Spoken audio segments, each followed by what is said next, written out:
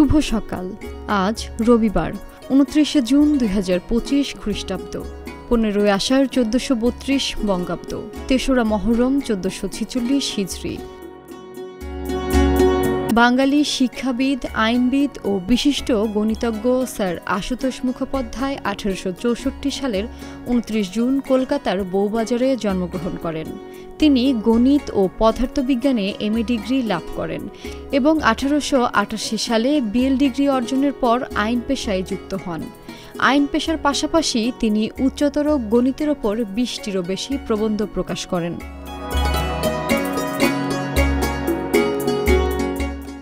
১৮৯৩ সালে প্রকাশিত জিওমেট্রিক্স of conics এবং ১৮৯৮ সালের ল অব পারপিচুইটিস তার উল্লেখযোগ্য কাজগুলোর মধ্যে অন্যতম।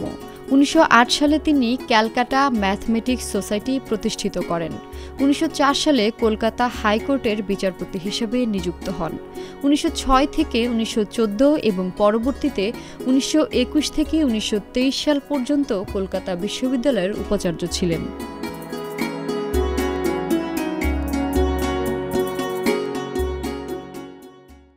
জাপানি বংশোদ্ভূত আমেরিকান চিকিৎসক কাজুতোগাস্কির জন্ম ১৮৯৭ সালের ২৯ জুন। দ্বিতীয় বিশ্বযুদ্ধে জাপান পার্ল হারবারে বোমাবর্ষণ করলে আমেরিকায় বসবাসকারী প্রায় ১ লাখ জাপানি নাগরিককে পাঠানো হয় বিভিন্ন ইন্টারমেন্ট ক্যাম্পে কাজ করার সময় তিনি ৫০ জোড়া বা ১০০ নবজাতক প্রসব করান। সান ফ্রান্সিসকোতে বসবাস করা জাপানি আমেরিকান জনগোষ্ঠীর সেবায় কাজুতোগাস্কির দীর্ঘ কর্মজীবনে ১০,০০০-এর বেশি শিশুর জন্ম হয়েছিল তার হাত দিয়ে। ১৯৭০ সালে সান ফ্রান্সিসকোতে এক্সামিনার তাকে মোস্ট ডিস্টিংগুইশ উইমেন বলে সম্মান জানান।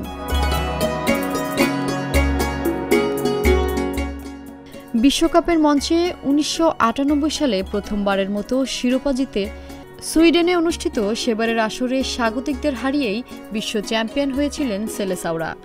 মাত্র ১৭ বছর বয়সেই সেই বিশ্বকাপে আবির্ভাব ঘটে জাদুকর পেলের। প্রথম বিশ্বকাপেই ৬ গোল করে নিজের জাত চেনান বিশ্ব ফুটবলের এই জাদুকর।